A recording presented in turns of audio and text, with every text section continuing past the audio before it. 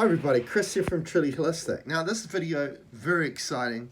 It's about a session that happened today um, where I can definitely say myself as well as the client didn't expect what was kind of guided and brought through and downloaded into the session. Obviously, for anybody that doesn't know, my soul forges the session I have with clients. So, which is a session, not about sending my energy, but about my soul connecting with the client's soul to facilitate more of that client's own power and own energy, because that's all they need. They need more of their own unique energy signature. They don't need energy from outside of them, because they're then absorbing energy that is not compatible to them, which we would call discordant field. Okay, so essentially the main focus the client brought forth was, and I think a lot of people tune into this or understand this, is that especially for someone that is becoming more conscious, more aware of reality, of the world, and what everything's all about, it's when you then interact with people that say are not becoming more aware or consciously evolve or evolving in a spiritual sense, how you interact with them, right? And that might be family or friends, when you socially connect with them, and the kind of topics that are brought up for discussion, right, which a lot of the times are, kind of bad things happening in the world, right? World events that have been brought to that person's attention through some form of media source. And people, emotions can get kind of connected to it all, and people start to take on things personally in regards to what is kind of being discussed or even argued about, right? So it was a great topic to bring up, because so many people are experiencing that. And it's from that sense that the client was feeling that, how do I do that but stay in the heart at the same time? And what we mean by staying in the heart is to keep our vibration high, right? And to maintain an open heart, which facilitates more of our unique energy signature, our soul, our consciousness, that continues to forge our field and create it expansive, which means our field becomes more of our own compatible unique energy signature, instead of absorbing and taking on other people's energies and other things outside of ourselves that is not compatible to our well-being. So great points, great focus of the session, and as I say, we didn't I don't think out of 100 or 1,000 or a million guesses we would have thought this is where the session was going to go. So let's get into it. And obviously the first thing that came up was this understanding that essentially where our attention goes, we create a bridge for what our attention is applied to become part of our reality, which is a great realization in itself, right? Where we decide to choose, where we place our attention, our focus, will become then part of our reality, or knowing of what is in reality. Okay, and at Truly Holistic, we work on attention. It's probably the most common area we work on in all sorts of problems, because, as I say, where attention goes, the energy flows. What gains or holds your attention can then have the ability to hold power over you, because it has your energy. That's how you create that connection to it. The client was mentioning about why am I absorbing these energies, right? Why did something that was part of my friend or my family member's reality now becomes part of my field? Well, that's when, through your creative process, there's always an aspect of allowing from you for that to be part of your reality or part of your field. And a lot of the times it's just because we're unaware, or we lost our self-awareness of how our creative process and where it's being applied to, for example, attention. And that kind of then allows and facilitates that field or that energy to now become part of your own. Now, the next bit where it took us was to really focus on the word world, right? Which I found really interesting, because world can mean a number of things, right? Obviously, world can mean the planet, right? The earth. But there's also the expression, right, where somebody will say, you rock my world, right? And obviously the emphasis is my. Why don't they just say you rock the world? Why do they say you're rocking my world? Because my world is my experience of reality, which then becomes my world, right? What I experience, which is using your place of attention, right? So it's essentially seeing that, well, there's not really one singular world going on here. It's our experience of reality, and everyone is walking that path individually, right? So we've all got our own world, so to speak, right? So anyway, I went to the word world, and the next word that came up was Gaia. And this has really never come up in session work. Not for years anyway, the word Gaia. So it's Gaia, right? And the definition of Gaia, right, because Gaia is associated with the world, with Earth, or what they call Mother Earth. And this is with the definition that came up straight away, because I always go by instinct, right? And I felt a need to go into Google and search Gaia, that just type it in and see what comes up. And this is what, and what I'm going to tell you now is this definition of Gaia was exactly in alignment with what I was talking to just before I looked it up with my client. My client and me were just looking at each other and thinking, what the hell? Right, it was incredible, right? So this is the definition. Ancient Greek goddess, so, right, Gaia's a god, right? Ancient Greek goddess who personified the earth, right? Because we were just talking, me and the client, about how people then get into this discussion about these world events, and each person has different perspectives of what's going on, but they want everyone to see it like they do, right? So therefore, people start to take it personally, right? So this word personified was, really significant when that came through in regards to this definition. The world at the moment as a collective, right, as humanity, is really to conform instead of kind of embrace our own differences, because the pink elephant in the room is actually at our core element. We're all unique. Our soul, my soul itself, right, tells me that as the soul, you can call that your unique energy signature. Now, key word there is the unique, right? So it's what makes you you, right? It's like, as the human, we all have a unique fingerprint. Isn't that interesting? All right, fingerprint, right, to imprint our effect on the world, not let the world imprint its effect on us. There's a difference. Okay, this is why we're here as the soul. We got here as the soul first before we became the human. And the reason, we are authentically, infinitely the soul, right? Which is this unique energy signature. And it came here to apply its will, or imprint its will onto reality. That's what we came here to do, right? See it as that reality, that world is an empty canvas, and for us to splash our unique signature on it. That's what we're here to do. But the way the curriculum was and becoming the human was what the world needed of us, not necessarily what we want to imply on the world. It's different, right? And then part of the human thing was, okay, now you are a member of a club we call humanity, and we're all one brick amongst a wall of bricks, right? So this aspect of conformity instead of uniqueness. We see it in schooling and everything, right? There's only a certain way that they're trying to teach you to learn, and obviously that might stick with some, but for a lot it doesn't, because again, at the core, we're all unique, right?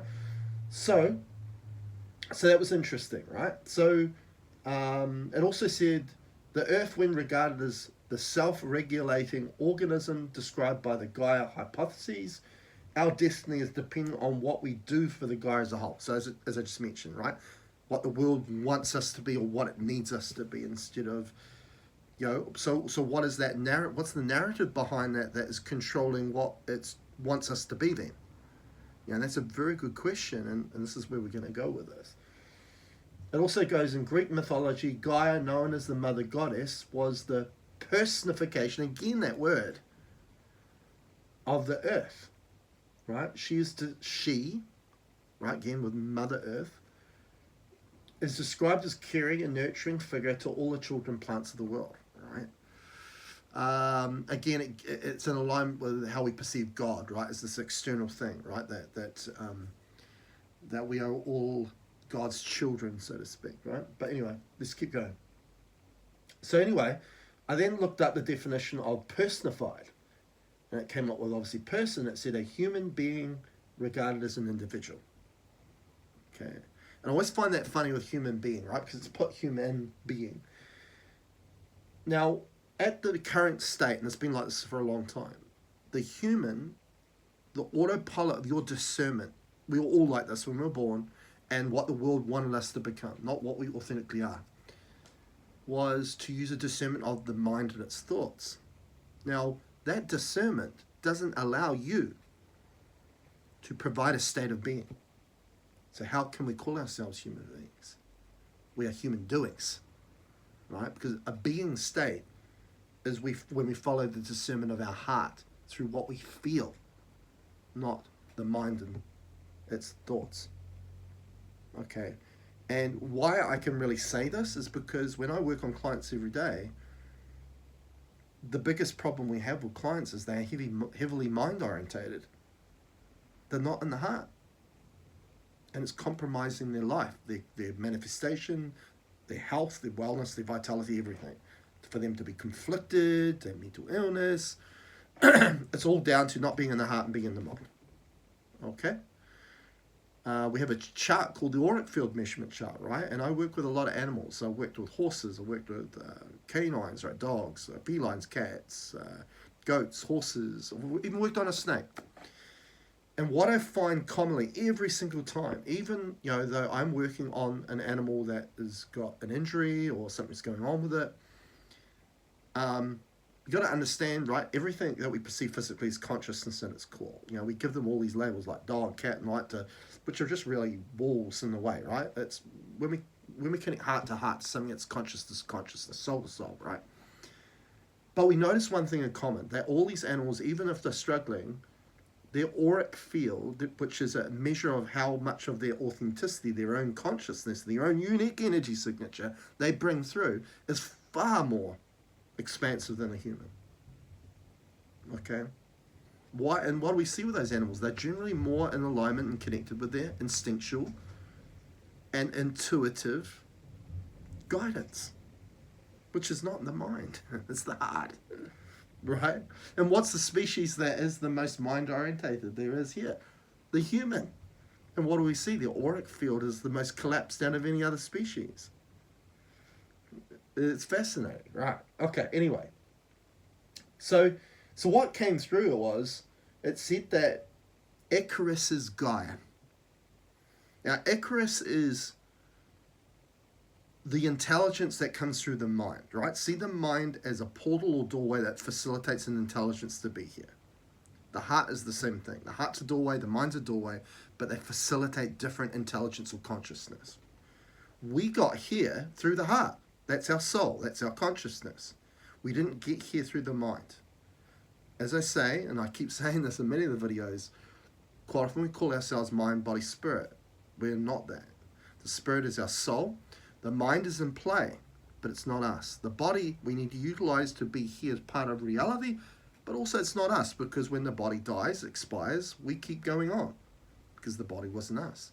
So again, Icarus is kind of the equivalent that comes through the pathway of mind thought, like our soul comes through heart feel, okay?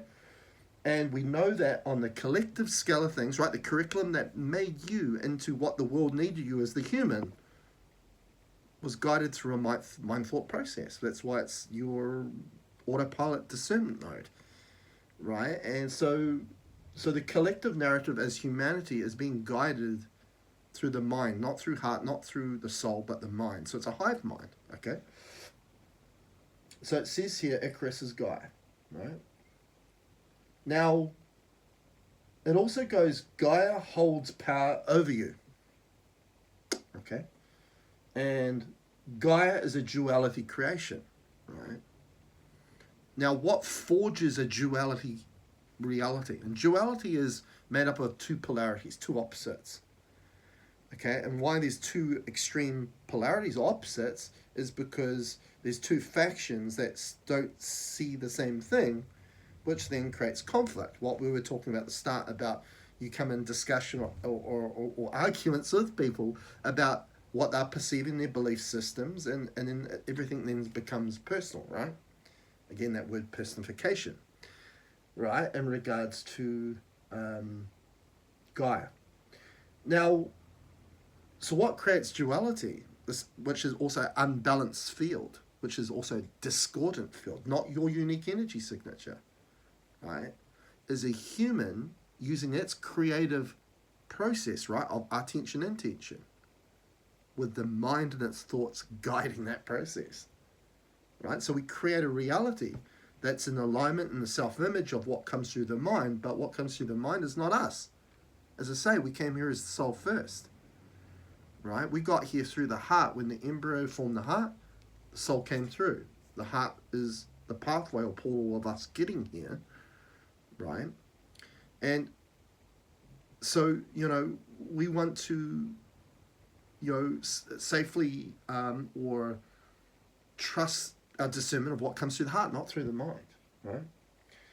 And the heart's job is to, and when we get our heart more involved, what does it do? Naturally, straight away, it starts to balance out all this unbalance, that duality, which is a duality creation.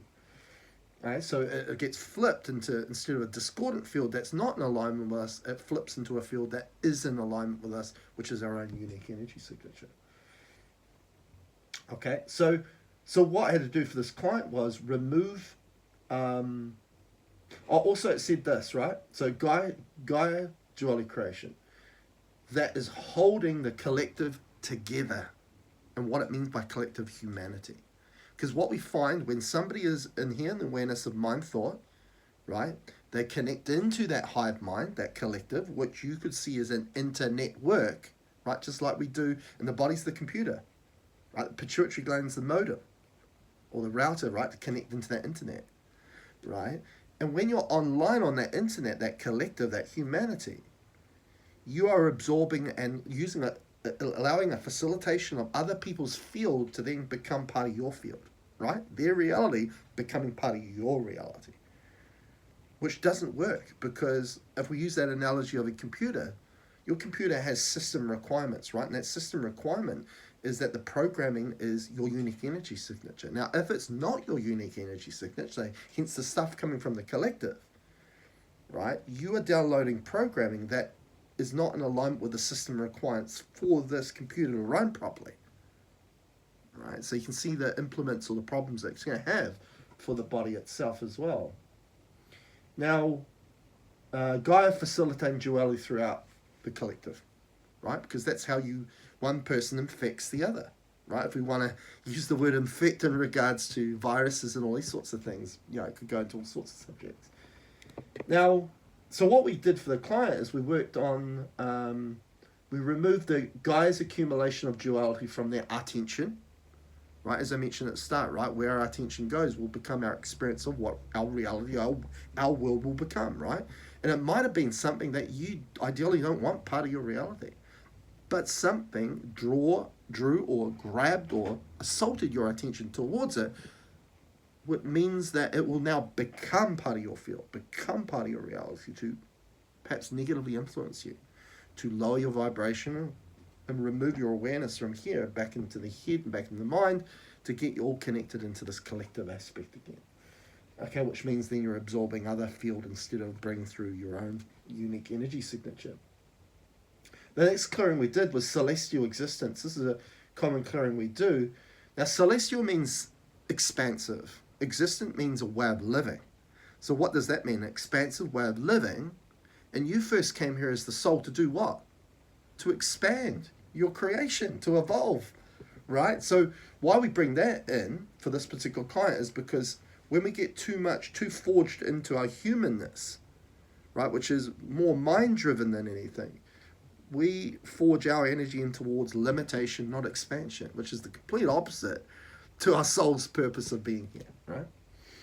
Now, and that will result in that person's auric field collapsing, which is an indication that they are absorbing field that's not theirs. Okay, so now what it says here, GAIA is Icarus, right? This intelligence comes through the mind, which is controlling the collective narrative. GAIA is Icarus's gateway to hell. Interesting, right? So hell, we're talking about biblical context now. And what that translates into a human experience with hell is the fact that we keep reincarnating here. Okay, because for many of us, we have had hundreds, and perhaps thousands of lifetimes here.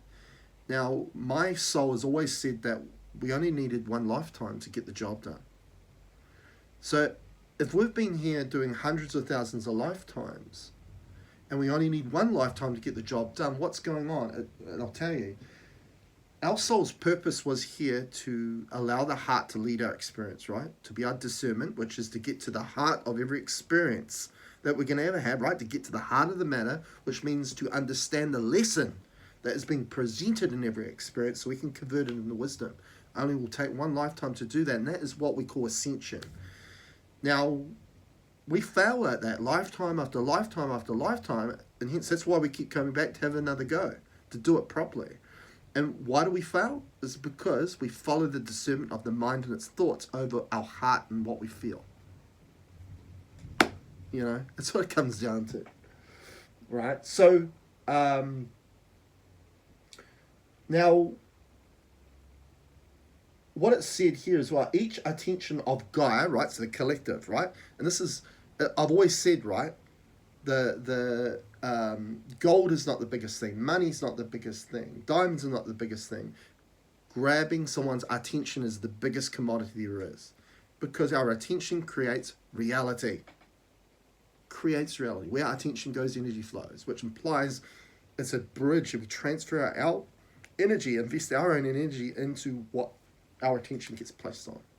So if our attention is getting drawn to the worries, the concerns, the fears, the problems in the world, well, what's happening? We're feeding those for them to remain as part of our reality, for our awareness, right? Which means we feed it into it. So that's what it says, each attention of Gaia is forged for this purpose, right? For Icarus's involvement, not our involvement, because, as I say, as the soul, what we uniquely are, we only came here for one lifetime, so why are we coming back for hundreds of thousands of lifetimes? It's not because of what we're not in alignment with what we want to do as the soul or our heart. It's what we're doing as the human with the mind governing that pathway or that path. Now, one thing I want to mention about coming back to that word personification or personalizing is I'm going to use a couple of examples here. And I'm going to start the first one off with Jesus, right? And again, I'm not here to step on toes for anybody that follows a religion. It's just more an awareness that, you know, a lot of religions were built upon sun worshipping. Okay, the sun and the sky. That was the constant throughout the eons of time. Right? And so we see that, right? And all the symbology that's being used amongst multitude of realities are ancient symbols of the sun. Okay? And this also connects into the other example, which I'll bring in right now, actually, in regards to Jesus, is that the star we call the sun, which is a personification of that star, we call it the sun. When we strip away that personified label we give it, the sun is called soul. How about that, right? S-O-L, but pronounced soul. So it's staring us right in the face of what is at the heart of everything, and what we should be listening to, what we should be allowing to guide us, which is our own soul that's facilitated through the heart. Okay, but what happened was, and this is where this aspect of Jesus comes into play, is that this thing, the soul, right, S-O-L, the sun, got converted and personified, not only with giving it the label sun, S-U-N, but also into the label S-O-N, the Son of God, Jesus, and that he was human. Okay, which drew our attention more into our humanistic nature, which is mind-driven. Okay, not what we were here to begin with, being here. We're here as the soul. We're supposed to be here as the soul, not the human. Right? So the soul got manipulated into sun, and then sun got manipulated into from S-U-N to S-O-N, so that everything became very human-driven. Right? Again, as I say, we came here as the soul first. Now, and what happened was at a fork in the road, all of a sudden we weren't following the path of the soul anymore, and we followed the path as the human. That's when the mind intervened and changed it. So that for our creative power was in alignment with the path or the image the mind wanted, not necessarily you as the authentic soul. Okay? Very interesting stuff. Okay? Now, the last aspect in this session, it says this aspect of knowing. And knowing is very related to the heart, because as I say, you need the heart to connect into your experience, to know what is at the heart of the matter, right? To see the lesson in every experience. Because if the mind's driving and that experience, we're just all of a sudden going to sit on the superficial layer of that experience, and we're going to be losing our self-awareness through the choice of, is that a bad experience or not? It doesn't matter if it's bad or not. Experience means lesson. That's at the heart of every experience. And that is our one-way ticket of ascending here, is to convert that experience into wisdom. And to do that, we need to know what is in the heart of that experience. You need the heart, right? But all of this is trying to get you into the mind, right? So this knowing, right? So it's said here, Gaia facilitating duality through a human's nervous system. This is very important. Because if we go back to the analogy that the body is a computer, and that the hive mind, the collective, is an internet work, right? Is that your nervous system is the wiring in that computer. And it was built to be an extension for the collective, that hive mind, right? Now, you've got to understand the nervous system includes the brain, right? And when we look at, if we want to look at Darwinism, right, in regards to the evolution of human, whether you believe in it or not, there was at a time when all of a sudden what we became was due to an expansion of our cranium, right, which I'm talking about, brain got bigger, right, and this nervous system became more involved. Now, that was when the mind became more involved, okay, because the brain and its nervous system is really a fractal of that hive mind, okay, and what that led to was the human we have today that believes it's the highest life form here and holds domain over everything else, which we could really say is it sounds pretty egotistic, doesn't it? Well, ego is mind, right? And because we think we're the highest life form, but a lot of the inventions and creations we're forming is destroying our own environment. Well, no other species does that. And again, I want to come back to this aspect that when I measure the auric field of other animals, their field's a lot more expansive, which means they're doing something right, and we're falling on the wayside. Why? Because we're the most mind-orientated. But the mind won't tell you that. The mind will massage your ego and say, no, you're doing everything right. You're intelligent, because of the way you think and stuff like that. Well, okay, that's part of the game of duality, right? And this is what it summarized, which was really interesting. The human holds problem, and the human holds solution.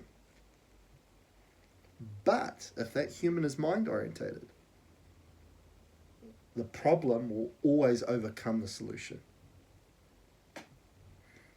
Right? Our solution is not being the human using the same thought process that we've ever had, right? What does Einstein say about the definition of insanity, right? Doing the same thing over and over again, expecting a different result. Well, the mind doesn't like change. So that means doing the same thing over and over again, getting the same result. It means no change. If we want to create this place, if we want to change this place into something that is more in alignment with peace, joy, happiness, love, all the things we want, okay, it's not going to be through mind orientation. It's going to be through heart-centeredness to facilitate what you authentically are, which is the soul, to change this reality, create as the soul, not the human. Okay, which means solution overcomes problem. Instead of the mind orientation, mind overcoming solution. Okay. Now, want to just finish off a few things here. Now, coming back to the word Gaia, right? Gaia associated with Mother Earth. Now, why Mother Earth? Right? Now, why it's Mother Earth is because we associate being birthed as the human from a mother. But let's come back to what I said before. We got here first as a soul before we were birthed as the human.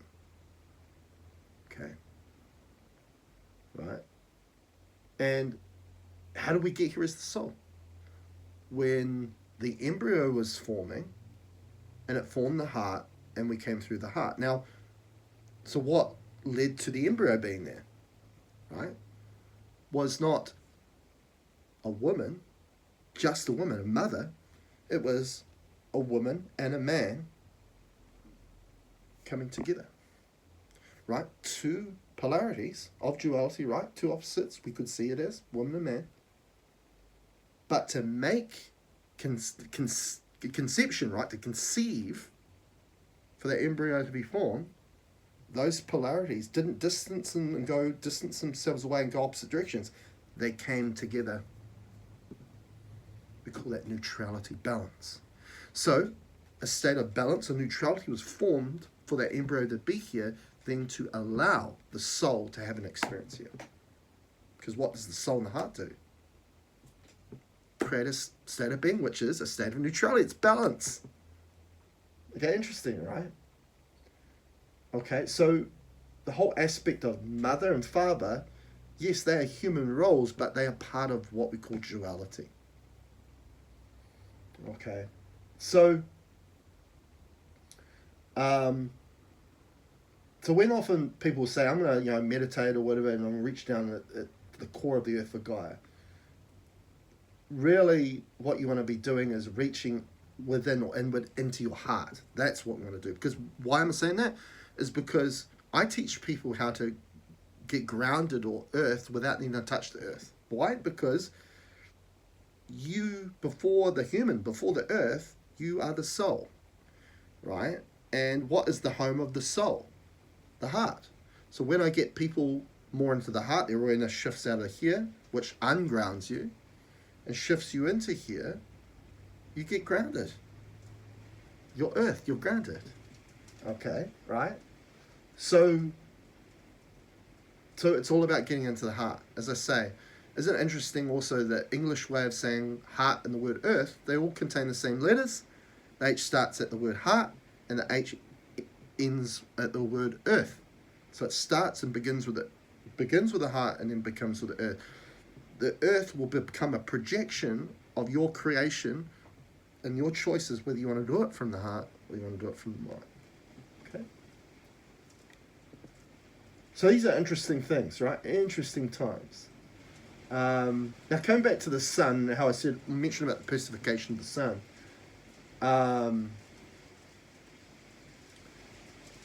What I want to just leave you is, when we see the sun in an external perspective, a perspective and perception of reality, it's what allows life to be here, right? We need the sun, right? As if we perceive us being on this planet, the earth, and we are here, right, and there's plants and animals and so on. We need that sun. We need the energy, the light of the sun for life to be here. But as I say, when we don't personify the sun, it's called soul. And as the soul that comes through the heart, what does it allow us? To have a lifetime. Right? So very common connections between the light within and then the light outside of us. And again, as I say, when we remove that personification, that humanistic touch, and we just get to the core of the very thing, we realize that there's a direct connection between the soul, S-O-L there, and the S-O-U-L, which is what we authentically are. Anyway, I hope you really enjoyed this video. It was an incredible session I had with this client. New information coming through, which ties upon stuff that I already knew about. But again, it's just giving us a greater perspective that I can then share with you, because the job of mine is to bring this information to you. So thank you for watching it. Please, I'd like to hear your comments about this video. If you'd like to learn more, come and book a session with me. We have many session options We have Ascendance Healing session, which is usually quite energy clearing heavy, but we also talk about and we discuss about why that thing's there, how you can be empowered to remedy that yourself as well for longer term relief, and so on. But we also do a reality coaching session option, which is called Ascendance Reality Coaching, where it's not so much about clearing work, it's more about discussing these principles about you understanding reality, like I've talked about in this video, but more importantly, your role within that reality to then form and create a reality that reflects your heart's desires. Because as I say, if you want your heart's desires, you need the heart to lead that. If the mind's leading that, the mind's not going to create your heart's desires, it's going to create something that is the opposite to that. We do a number of things. We make products, we make self-empowered healing systems, which empower you to become the healer in a number of ways as well. So go and check it out. If you want to book a session, go to trulyholistic.net/appointments. If you want to buy any of the products, tensor and light technology tools that we make, or the self-empowering healing systems, go to my product store at trulyholistic.net/products/. Make sure you subscribe to the channel if you're not. Like the video, because again, it gets into the algorithms to get more people. More people need to hear this, I'm sure of it. Until next time, catch you later.